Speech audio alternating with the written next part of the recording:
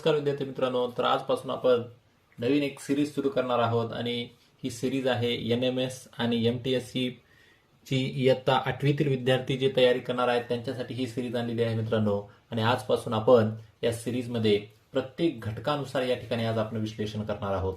तर या गणित विभागामधला आज आपण जे पहिला पाठ आहे परिमेय आणि अपरिमेय संख्या, तो पाठ आपण या ठिकाणी अभ्यासणार आहोत मित्रांनो. चला तर मग आपण सुरुवात करूया. तर या ठिकाणी मी तुम्हाला दररोज मी NMS या परीक्षेसाठी अथर्वश्रीचं हे पुस्तक या ठिकाणी वापरत आहे मित्रांनो. आणि खूप छान पुस्तक आहे आणि आपण सगळेच जण जवळपास आपल्या विभागामध्ये सगळ्याकडे हे पुस्तक खूप प्रसिद्ध आहे आणि अवेलेबल आहे. ते पुस्तक तुम्ही वापरा, त्याचा सराव करा. त्यातली उदाहरणे मी तुम्हाला स्पष्टीकरणासह या ठिकाणी समजावून सांगणार आहे, तर ते तुम्ही लक्षपूर्वक पहा.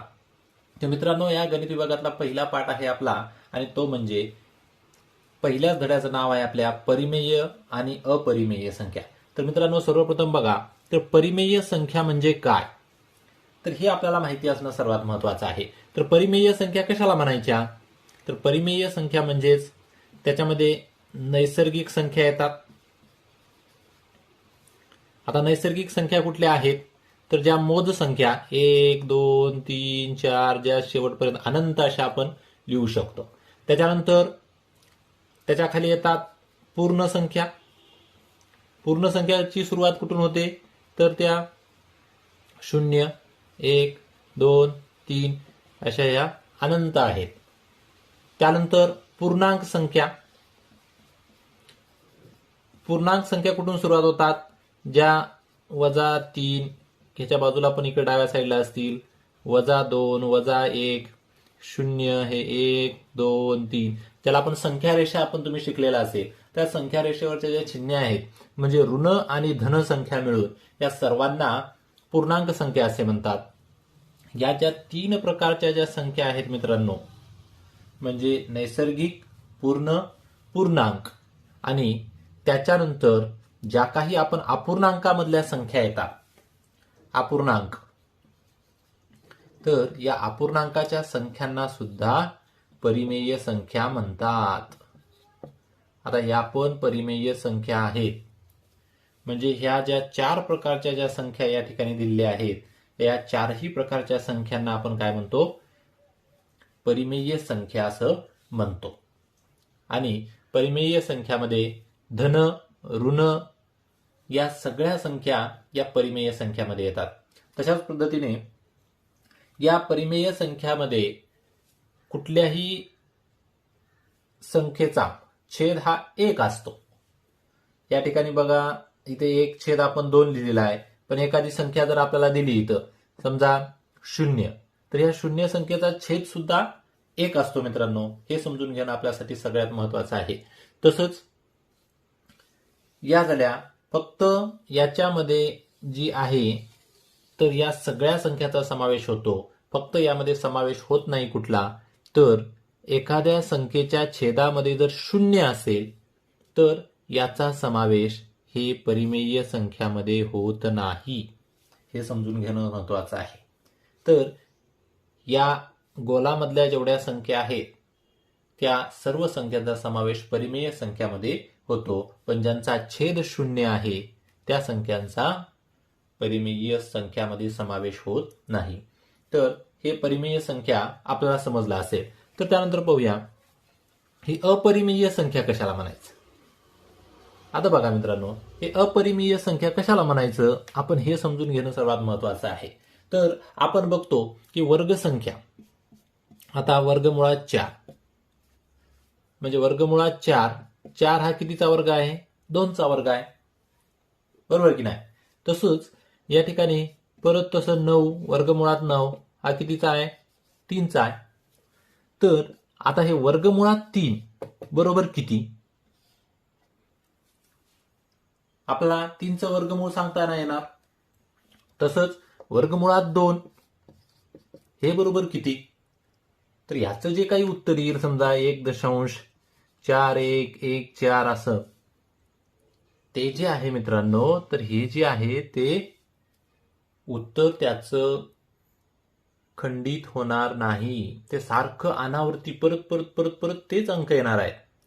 म्हणजे याचं उत्तर आपण निश्चितपणे सांगू शकत नाही.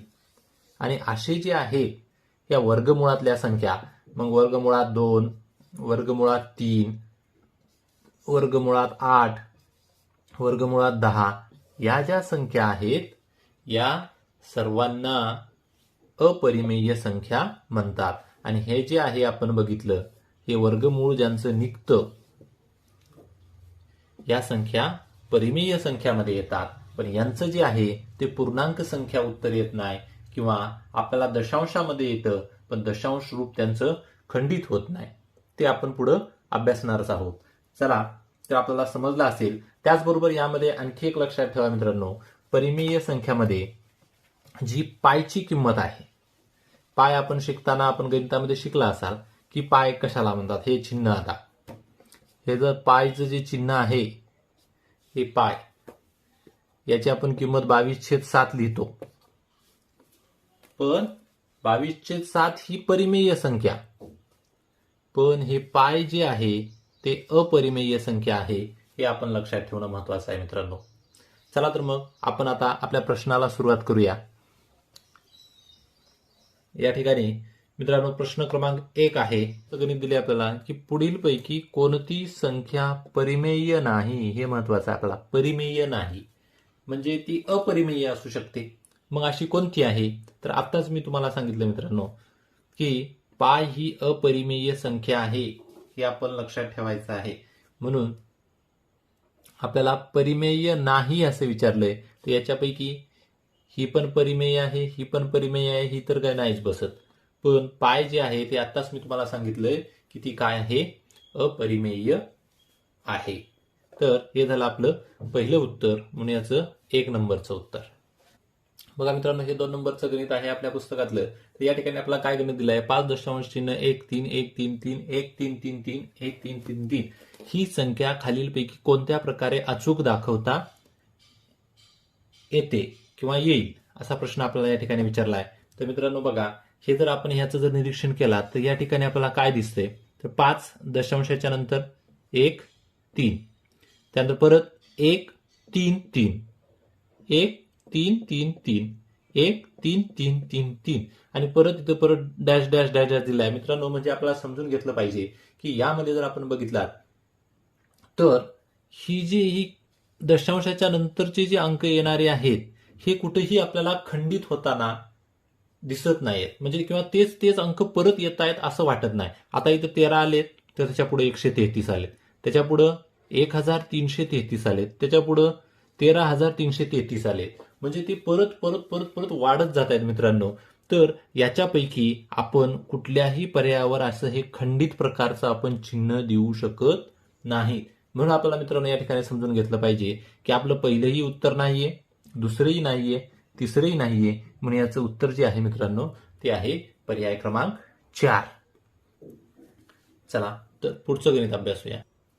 बघा मित्रांनो, हे 3 नंबरचं गणित आहे. तर गणित काय दिलेलं आहे, तर 4 घनफळे पुढे दिली आहेत, त्यापैकी कोणत्या पर्यायातील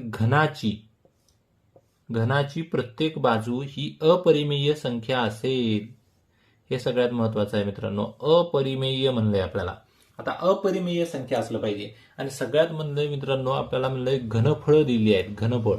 आता आपल्याला ही घनफळ कशाचं आहे ते आपल्याला सगळ्यात महत्वाचं आहे. तर ते घनफळ आहे मित्रांनो घनाचे. घनाकृती जो ठोकळा असतो त्याचा आपल्याला घनफळ काढायचंय, ते आपल्याला माहिती पाहिजे. आणि त्यासाठी आपल्याला सूत्र पण माहिती पाहिजे की घनाचे घनफळ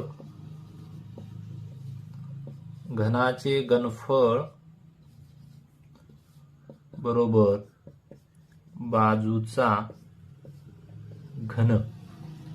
हे मित्रांनो त्याचं सूत्र आहे. तर ह्या सूत्राचा उपयोग करून आपल्याला उत्तर काढायचंय मित्रांनो.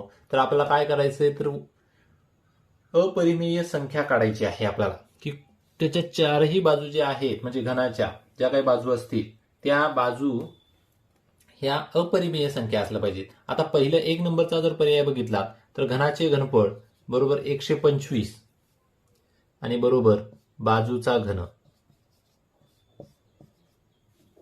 तर आपण बघू शकतो 125 हा कोणाचा घन आहे, तर 5चा घन आहे. म्हणून हा बाजूचा घन. म्हणजे आपण जर विचार केला तर बाजू बरोबर आपलं उत्तर किती येतंय, 5 येते. बाजू बरोबर आपलं उत्तर किती येतंय, तर 5 येते मित्रांनो. तर या ठिकाणी जर आपण निरीक्षण केला तर बाजू बरोबर आपलं जर 5 उत्तर येतंय, तर म्हणजे घनाची प्रत्येक बाजू ही पूर्णांक आहे, 5 आहे. त्यामुळे ती अपरिमेय संख्या नाही. त्यानंतर दुसरा पर्याय बघूया आपण. सूत्र तेच आहे आपलं 144 बरोबर बाजूचा घन. मित्रांनो आता 144 हा घन आहे का गुणाचा, ते बघणं महत्वाचं आहे मित्रांनो. तर 144 मित्रांनो कुठल्याही संख्येचा घन नाही.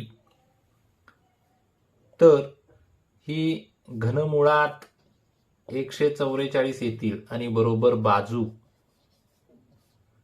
म्हणून ही जी आहे ते याचं घनमूळ निघत नाही 144. 144 ही वर्ग संख्या आहे, 12चा वर्ग आहे, पण ती कुठल्याही संख्येचा घन नाहीये. म्हणून 144 ही घनमुळात 144 आल्यामुळं ही 144 ही काय आहे, अपरिमेय संख्या आहे मित्रांनो. आणि बाकीच्या जर तुम्ही पर्याय आणखी जर बघितलात तर या ठिकाणी 343 बघितलात तर हे सुद्धा 7चा घन आहे. आणि 729 जर बघितलात तर तो 9चा घन आहे मित्रांनो. तर म्हणून या ठिकाणी जे आपलं जे उत्तर आहे याचं ते पर्याय क्रमांक 2 आहे मित्रांनो. तर बघा तर विद्यार्थी मित्रांनो, पुढील चौथं गणित आहे आपले. पुढीलपैकी कोणते गुणोत्तर ही एक अपरिमेय संख्या आहे असते. बघा अपरिमेय संख्या आपल्याला शोधायची आहे आणि आपल्याला पर्याय दिलेत. पहिलं गुणोत्तर आहे परिघास, वर्तुळाचे क्षेत्रफळ, व्यास, त्रिज्या, चौरसाची परिमिती, चौरसाची बाजू आणि परिघ आणि व्यास. बघा तर मित्रांनो कसं सोडवायचंय. तर परिघ आणि वर्तुळाचं क्षेत्रफळ, आपल्याला वर्तुळाचाच परिघ किती असतो मित्रांनो, 2πr. आणि याच्या छेदात वर्तुळाचे क्षेत्रफळ, मित्रांनो वर्तुळाचं क्षेत्रफळ आपल्याला माहिती असलं पाहिजे. तर वर्तुळाचं क्षेत्रफळ काय आहे मित्रांनो, तर πr². तर या ठिकाणी जर बघितलात तर हा पाय कॅन्सल झाला, r आणि इथला एक r कॅन्सल झाला. या ठिकाणी राहिलं काय मित्रांनो, 2/r. म्हणजे हे परिमेय संख्या आहे. ही काय आहे, आपली परिमेय संख्या आहे. त्यानंतर दुसरं आहे व्यास छेद त्रिज्या. या ठिकाणी आपण खोडून काढू. आता या ठिकाणी जर बघितलात व्यास किती असतो, हा 2r असतो. आणि त्याचं कोणाचं गुणोत्तर आहे, आरशी, म्हणजे त्रिज्येचंच गुणोत्तर आहे त्याचं. म्हणजे छेदामध्ये त्याच्या काय पाहिजे, आर पाहिजे. म्हणजे हा आर आणि हा आर जर कटला तर याचं उत्तर काय येईल, 2 येईल, पर्याय क्रमांक 2चं. आणि ही पूर्णांक संख्या आहे त्यामुळे परिमेय संख्या आहे. आपल्याला अपरिमेय पाहिजे, त्यामुळे हे पण उत्तर या ठिकाणी होत नाहीये. त्यानंतर पर्याय क्रमांक 3 बघा, चौरसाची परिमिती आणि चौरसाची बाजू. चौरसाची परिमिती म्हणजे काय, 4 ही बाजूंची बेरीज किंवा 4 गुणिले बाजू आणि छेद बाजूच. या ठिकाणी बाजू जर कटलं तर मित्रांनो 4 उत्तर येते. आणि 4 ही काय आहे, पूर्णांक संख्या आहे, त्यामुळे ती परिमेय आहे. आणि सर्वात शेवटचा पर्याय राहिला मित्रांनो आता आपल्याला. आणि शेवटचा पर्याय म्हणजे काय, परिघ छेद व्यास. परिघ आपला किती असतो, तर 2πr असतो. आणि व्यास काय असतो मित्रांनो, हा 2r असतो. म्हणून या ठिकाणी हे 2 कटले, हा r कटला आणि या ठिकाणी राहिला काय शिल्लक, पाय राहिला. आणि पहिल्याच गणितामध्ये आपण शिकलोय मित्रांनो, आणि पाय ही काय आहे, अपरिमेय संख्या आहे. आणि म्हणून या ठिकाणी याचं जे पर्याय उत्तर आहे ते पर्याय क्रमांक 4 आहे मित्रांनो. बघा मित्रांनो, हे आहे आपला प्रश्न क्रमांक 5. काय दिला आपल्याला, 3a अधिक 1/2 आणि 1/a अधिक 1 या संख्या परस्परांच्या गुणाकार व्यस्त आहे, तर a ची किंमत काढा. आपल्याला काढायचा आहे a मित्रांनो, गणितामध्ये लक्षात ठेवा. आणि आपल्याला सांगितले का, तर या दोन्ही जी संख्या आहेत त्या गुणाकार व्यस्त आहेत मित्रांनो. गुणाकार व्यस्त आहेत म्हणजे या ठिकाणी आपण पाहू शकता की 3a अधिक 1/2 आणि 1/a ए अधिक 1. म्हणजे गुणाकार व्यस्त म्हणजे काय मित्रांनो? गुणाकार व्यस्त म्हणजे अगोदर समजून घ्या. गुणाकार म्हणजे काय व्यस्त? तर 1/2 जर एखादी संख्या असेल की 1/2 जर एक अपूर्णांक दिलाय, याचा जर गुणाकार व्यस्त जर तुम्हाला सांगितला तर तो 2/1 येईल मित्रांनो. गुणाकार व्यस्त म्हणजे पूर्ण त्याच्या उलटी संख्या मित्रांनो. आणि या ठिकाणी 1/2 असेल तर ती काय होणार? 2/1 होणार. किंवा समजा दुसरं एक उदाहरण दिलं तर तुम्हाला जर दिली की 3 ही संख्या, 3चा गुणाकार व्यस्त काय? तर 3चा गुणाकार व्यस्त 1/3 होईल. तर हे आपल्याला समजून घेणं महत्वाचं आहे. तसं या ठिकाणी आपल्याला बघायचंय की याचं जेवढं उत्तर येईल त्याच्या उलट याचं उत्तर आलं पाहिजे. तर आपण या गणितामध्ये काय करूया? सुरुवातीला पर्याय क्रमांक 1 म्हणजे 2 अंक ठेवून बघूया. इथे जर मित्रांनो 2 अंक ठेवले आपण एच्या ठिकाणी, ए बरोबर, तर आपलं उत्तर काय येईल? तर 3 दोन्ही 6 म्हणजे 3 गुणिले 2 अधिक 1/2 म्हणजे या ठिकाणी 3 दोन्ही 6 अधिक 1 आणि छेदात 2 बरोबर 7/2 उत्तर येईल मित्रांनो. आणि इकडच्या याच्यामध्ये जर आपण हे गणित ठेवलं आता की आता हे आपला दुसरा गुणाकार व्यस्त आहे ए अधिक 1. आता याच्यात किंमत ठेवून बघूया आपण याची आपण 2 पकडली अधिक 1 बरोबर 1/2 आणि 1/3. मित्रांनो हे उत्तर आणि हे उत्तर कुठंही साम्य नाहीये, म्हणून पर्याय क्रमांक 1 आपला या ठिकाणी चुकीचा आहे. तसंच आता दिली बघा मित्रांनो, आता पर्याय क्रमांक 2 आपण ठेवून बघूया 1/2. या ठिकाणी जर आपण 1/2 ठेवला म्हणजे अर्धा जर ठेवला तर आपलं उत्तर येईल काय? तर या ठिकाणी आपण बघू शकता की 3 गुणिले 1/2 अधिक 1 आणि छेदात 2. आता या ठिकाणी काय होईल? या दोनांना आपण 1 ला इथं गुणायचं मित्रांनो, बे के बे म्हणजे हे 3 अधिक 2 छेदात 2 आणि त्याच्या छेदात 2.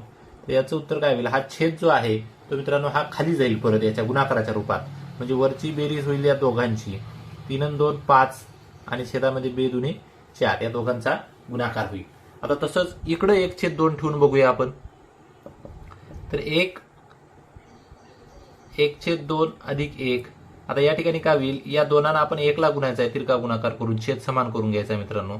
तर या ठिकाणी काय होईल मग? 1 हा 1 अधिक 2 आणि त्याच्या छेदात परत 2 येतील. आता काय होणार मित्रांनो? हा जो छेदातला 2 आहे तो आपला अंशामध्ये जातो. तर या ठिकाणी बघितलात तर मग तो अंशात आला तर 2/1 अधिक 2 म्हणजे 3. तर हे उत्तर आणि हे उत्तर मित्रांनो सारखं नाही, म्हणून आपलं पर्याय क्रमांक 2 पण हे उत्तर होत नाहीये. म्हणून आता आपण पर्याय क्रमांक 3 बघूया.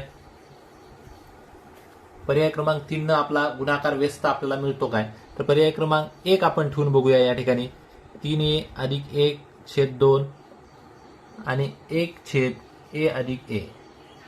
याच्यामध्ये आपण a ची किंमत 1 ठेवायची आहे, म्हणजे 3 गुणिले 1 अधिक 1/2 बरोबर 3 1 3 आणि 1 4 4/2 म्हणजे बे 1 बे बे दुने 4 म्हणजे हे 2 उत्तर आलं मित्रांनो आपल्याला या ठिकाणी. आता तसंच इथं ठेवून बघूया. इथं a ची किंमत 1 अधिक 1 म्हणजे बरोबर 1/2. बघा तर हे उत्तर आपल्याला इथं मिळाले मित्रांनो की इथं जर आपल्याला 2 उत्तर आहे, या 2 उत्तराची गुणाकार व्यस्त म्हणजे त्याच्या उलटी 1/2 हे उत्तर मिळालं, म्हणून आपलं पर्याय क्रमांक 3 हे या गणिताचं आपलं उत्तर आहे. बघा तर मित्रांनो या ठिकाणी 6वं गणित आहे 12/15 आणि 2/5 या दोन संख्यांच्या दरम्यान खालीलपैकी कोणती संख्या येत नाही ते आपल्याला शोधायचं मित्रांनो. तर बघा कशा पद्धतीने काढायचंय. तर मित्रांनो पहिली संख्या दिली आपल्याला 12/15 आणि दुसरी दिली आहे 2/5. मित्रांनो ह्या जे दोन अपूर्णांक दिले आहेत याचा छेद आहे 15 आणि याचा छेद आहे 5 आणि आपण जर दिलेल्या पर्यायामध्ये बघितला तर छेद सगळ्यांचा 15च आहे.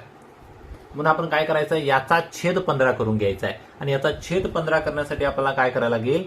याला 3 न गुणा लागेल. मग अंशाला पण 3 न गुणा आणि छेदाला पण 3 न गुणा. तर याचं उत्तर काय होईल मित्रांनो? 6/15. आता आपण ठरवू शकतो मित्रांनो की 6/15 आणि 12/15 यांच्या दरम्यान म्हणलंय आपल्याला. हा शब्द महत्वाचा आहे, दरम्यान. आता दरम्यान म्हणजे काय? तर त्या दोन्हींच्या मध्ये येणारी संख्या ती आपल्याला शोधायची आहे. आणि मध्ये येणारी जर संख्या जर आपण बघितलं मित्रांनो 6/15 ते 12/15. 6/15 पासून पहिली 10/15 येते, कारण की 6च्या पुढं 7/15, 8/15, 9/15 आणि 10/15 येऊ शकते. आणि तशीच 11/15 ती पण येऊ शकते. म्हणजे मित्रांनो, तर ही पर्याय क्रमांक 1 ही येऊ शकते दरम्यान. तर पर्याय क्रमांक 2 11/15 ही पण येऊ शकते. 9/15 हे काय, ही पण येऊ शकते. आणि पर्याय क्रमांक जो 4 आहे 6/15, कारण की ऑलरेडी आपली इथं 6/15 आहे, त्याच्यामुळं 6/15 जी आहे ही यांच्या दरम्यान येऊ शकत नाही, म्हणून पर्याय क्रमांक 4 याचं हे उत्तर आहे. बघा मित्रांनो, आपला 7वा गणित दिलाय 135/42 या अपूर्णांकाचे दशांश रूप कोणते. आता दशांश रूप काढायचे मित्रांनो. त्यासाठी सर्वप्रथम आपल्याला काय करायला लागेल मित्रांनो, 135/42 याचं उत्तर आपल्याला भागाकाराच्या स्वरूपात भागाकार काढायला लागेल मित्रांनो. तर अगोदर आपण बघितलात तर याला भाग कितीने जाईल. तर जर आपण निरीक्षण केलात तर 5, 3, 8 आणि 1, 9 आणि 4 अधिक 2, 6, म्हणजे खालच्याची बेरीज 6 येते, वरच्याची 9 येते, म्हणजे याला 3 न निश्चितच भाग जातो मित्रांनो. 3ची कसोटीनुसार आपण 3 न भाग देऊया सुरुवातीला. 3 एके 3, 1 उरला, इथं 12 झाले आणि 3 चोक 12. परत इथं 3 चोक 12, इथं 1 उरला म्हणजे 15 झाले आणि 3 5 15, म्हणजे आपलं राहिलं काय शिल्लक, तर 45/14. परत जर तुम्ही निरीक्षण केलात तर मित्रांनो, आता 14 न 45ला भाग द्यायचा आहे आपल्याला. आपण 14 न भाग देऊया, आपल्याला 14चा पाडा येतो. तर 14 1 14, 14 2 28 आणि 14 त्रिक 42.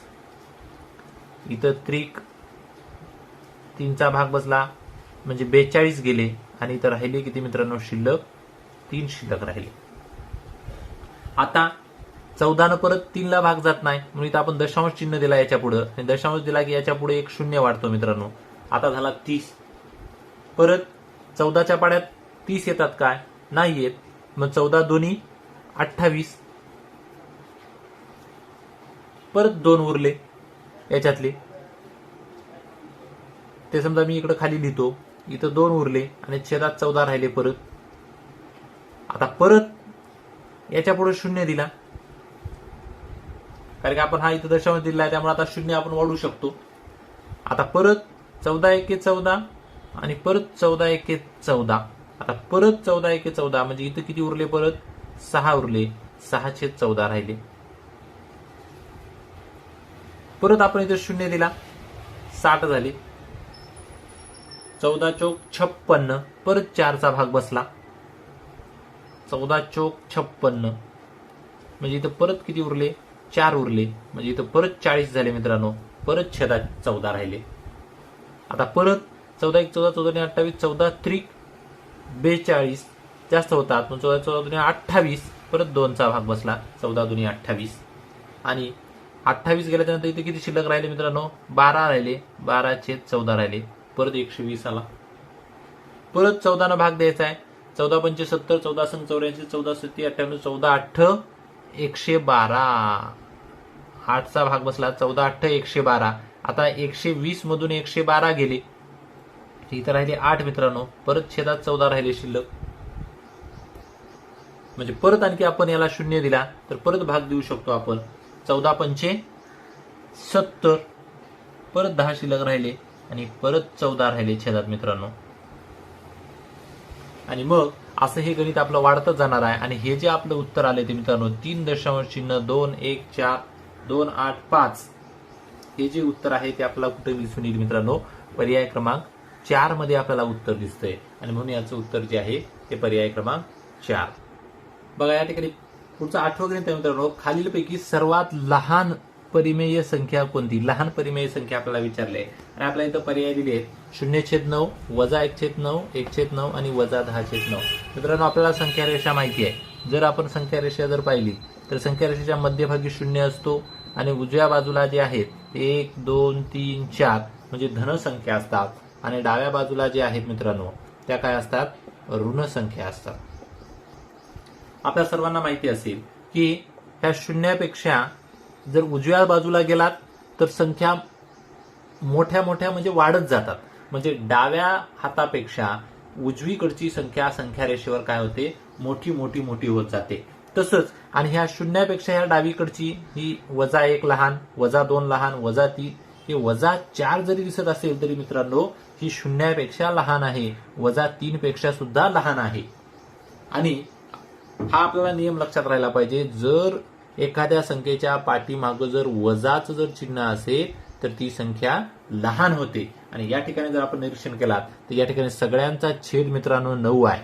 आता छेद लहान असल्यामुळं किंवा सारखा असल्यामुळं आपल्याला त्या संख्या शोधायला सोप्या. आता बघा हे 0/9 म्हणजे याची किंमत किती आहे, 0च आहे. त्यानंतर हे -1/9 आहे म्हणजे हे वजा असल्यामुळं हे शून्यापेक्षा ही संख्या लहान आहे. आणि 1/9 ही धन आहे त्यामुळे ही शून्यापेक्षा मोठी आहे, 1/9. आणि शेवटचा पर्याय आहे -10/9. मित्रांनो आपल्याला अपूर्णांकामध्ये शिकलोय आपण की जर छेद समान असेल तर ज्याचा अंश मोठा ती संख्या मोठी असते. तर या ठिकाणी जर बघितला तर हे 10/9 ही मोठी व्हायला पाहिजे, पण याच्या पाठीमागं हे वजाचं चिन्ह जे आहे मित्रांनो, या वजाच्या चिन्हामुळं ही जी परिमेय संख्या आहे ती सर्वात लहान परिमेय संख्या आहे. -10/9 ही सर्वात लहान परिमेय संख्या आपल्याला या ठिकाणी सांगता येईल. तर बघा मित्रांनो या ठिकाणी आपल्याला पुढचं गणित दिलेलं आहे. आणि पुढचं गणित काय आहे मित्रांनो, तर x - 7 आणि x + 7 या परस्परांच्या विरुद्ध संख्या आहेत. आता विरुद्ध संख्या म्हणजे काय हे आपल्याला अगोदर सर्वात समजलं पाहिजे मित्रांनो. आता विरुद्ध संख्या म्हणजे काय, समजा तुम्हाला 2 संख्या दिली आणि याच्या जर विरुद्ध संख्या विचारली तर त्याच्या विरुद्ध संख्या वजातो. समजा तुम्हाला या ठिकाणी -3 दिली आणि -3च्या जर विरुद्ध संख्या सांगा म्हणाले तर त्याच्या विरुद्ध संख्या काय येईल मित्रांनो, तर 3 येईल. तर हे आपल्याला लक्षात असलं पाहिजे. तशीच आपल्याला या ठिकाणी विरुद्ध संख्या या गणितामध्ये विचारलेली आहे. ह्या जर x - 5 आणि x + 7 या दोन्हीही संख्या एकमेकांच्या विरुद्ध आहेत. मग आपण पाहू शकतो मित्रांनो, आता पर्याय क्रमांक 1 या ठिकाणी ठेवून बघूया आपण ह्याच्यात. तर या ठिकाणी -1 आणि -5 इथं पण ठेवूया, -1 + 7. तर याचं जर आपण उत्तर सोडवलात तर आपल्याला याचं उत्तर दिसून येईल. काय होईल, वजा आणि वजा असल्यामुळं यांची बेरीज होईल म्हणजे या ठिकाणी हे -6 उत्तर येईल मित्रांनो. आणि तसंच आपण जर पुढे बघितलात तर ही एक वजा आहे आणि एक धन आहे त्यामुळे यांची वजाबाकी होते. 7तून 1 गेला म्हणजे या ठिकाणी 6 राहिला मित्रांनो. म्हणजे -6 याच्या विरुद्ध काय आहे, +6 म्हणून याचं पर्याय क्रमांक 1च उत्तर आपल्याला या ठिकाणी दिसून येईल. तर बघा मित्रांनो या ठिकाणी हे 10वं गणित आहे आपलं. 2/5 व 5/2 यांच्या बेरजेला 1/2 ने गुणल्यास टिंब ही संख्या मिळेल. या ठिकाणी मित्रांनो आपल्याला क्रिया करायची आहे म्हणजे या दोघांच्या बेरजेला अगोदर या दोघांची बेरीज करायला लागेल मित्रांनो. या ठिकाणी 2/5 अधिक 5/2. आता यांची बेरीज, यांचा छेद समान नाहीये मित्रांनो. गुणांचा छेद समान करण्यासाठी काय करा, तिरका गुणाकार आपण करू शकतो. या दोनानं या दोनाला गुणला, 2 × 2 म्हणजे हे किती झाले 4 आणि 5 × 5 म्हणजे अधिक तिरका गुणाकार 5 × 5 = 25 आणि छेदात या दोघांचा गुणाकार 5 × 2 = 10. तर मित्रांनो म्हणजे याचं उत्तर जे आहे ते 29/10. तर इथंच आपलं उत्तर संपलेलं नाही मित्रांनो. आपल्याला काय म्हणलंय की 2/5 व 5/2 यांच्या बेरजेला 1/2 ने गुणल्यास किती उत्तर येईल. म्हणजे याला 1/2 न गुणायचं आहे. 1/2 न जर गुणलं मित्रांनो तर आपल्याला उत्तर या ठिकाणी मिळेल. म्हणजे अंशाचा गुणाकार करायचा आणि छेदाचा गुणाकार असतो अपूर्णांकामध्ये. म्हणून 29 × 1 = 29 आणि छेदात 10 × 2 = 20. म्हणजे मित्रांनो याचं जे उत्तर आहे ते 29/20 हे याचं उत्तर आपल्याला या ठिकाणी मिळून जाईल. म्हणून 29/20 हे याचं उत्तर, म्हणून पर्याय क्रमांक 1 हे याचं आहे उत्तर. तर अशाच प्रकारचे मित्रांनो आपण नवीन सिरीज सुरू केली आहे. तर आवडल्यास माझ्या YouTube चॅनलला लाईक आणि सबस्क्राईब करा. धन्यवाद.